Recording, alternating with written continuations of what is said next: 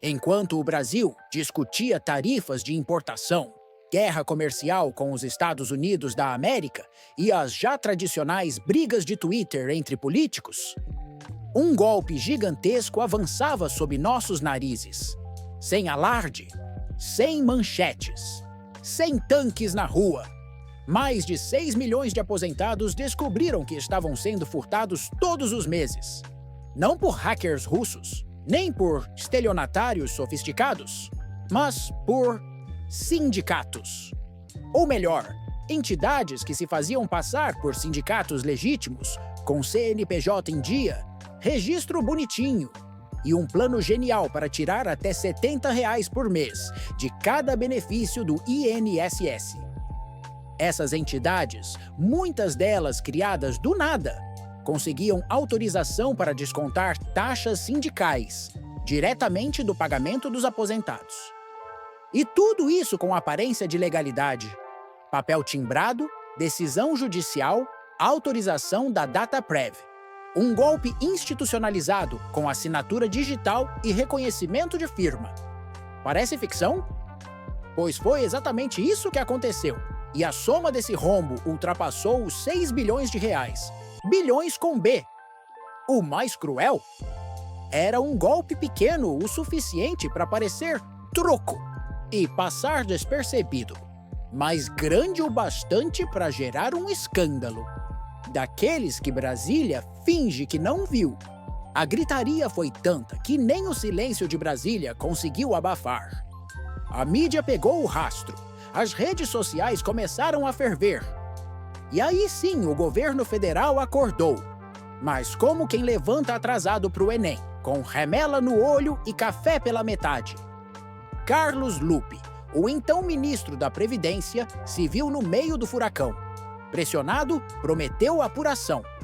Disse que a responsabilidade era da DataPrev. E que, veja só, era normal haver esse tipo de desconto sindical no contra-cheque. Normal. A reação da base governista foi ainda mais lenta. Lula, quando enfim comentou o escândalo, classificou o caso como inaceitável, mas disse que era preciso ter cautela. Evitar julgamentos precipitados, respeitar o devido processo. Frases prontas, daquelas que servem para qualquer escândalo, de qualquer governo, em qualquer década. Enquanto isso, aposentados compartilhavam extratos, mostrando descontos, sem explicação. Alguns há mais de um ano, outros com valores que variavam mês a mês, mas o dinheiro já tinha sumido. E não há cautela no mundo que devolva confiança para quem foi lesado por dentro do próprio sistema. Para entender como isso foi possível, precisamos destrinchar a engrenagem. E ela é mais assustadora do que parece. Passo 1. Cria-se uma entidade sindical, com nome sério, estatuto copiado da internet e endereço aleatório. O importante é ter CNPJ.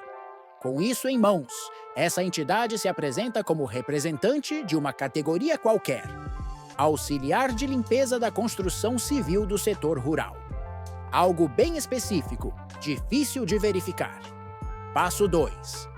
A entidade entra com pedido na Justiça para autorizar o desconto das tais contribuições assistenciais dos aposentados que, teoricamente, pertencem àquela categoria.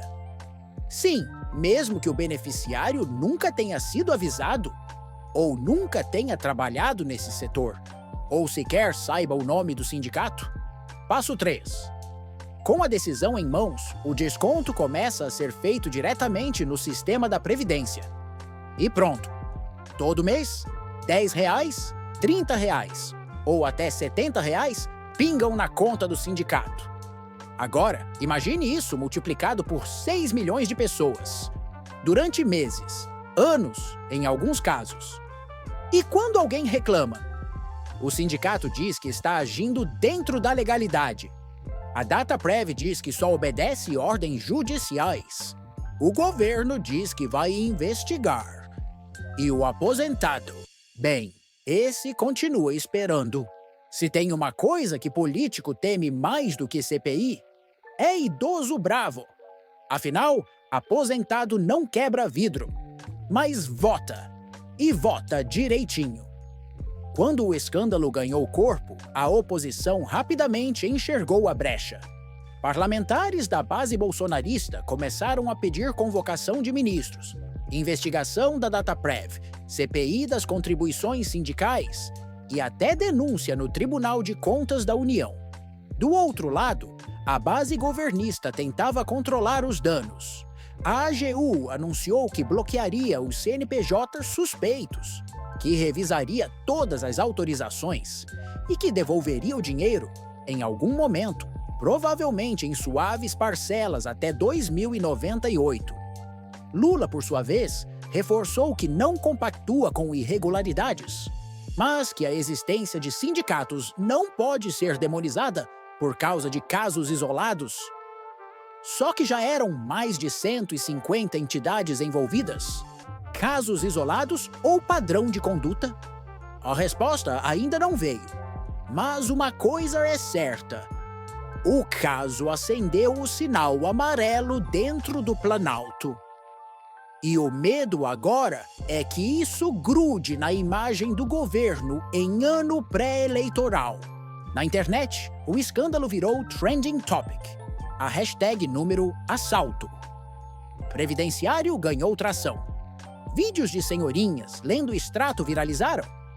Um deles mostrava uma aposentada perguntando: quem é esse tal de Sindicomprev que tira meu dinheiro todo mês? Eu nunca nem vi. Dublagens surgiram. Áudios com imitações de Lula e Lupe.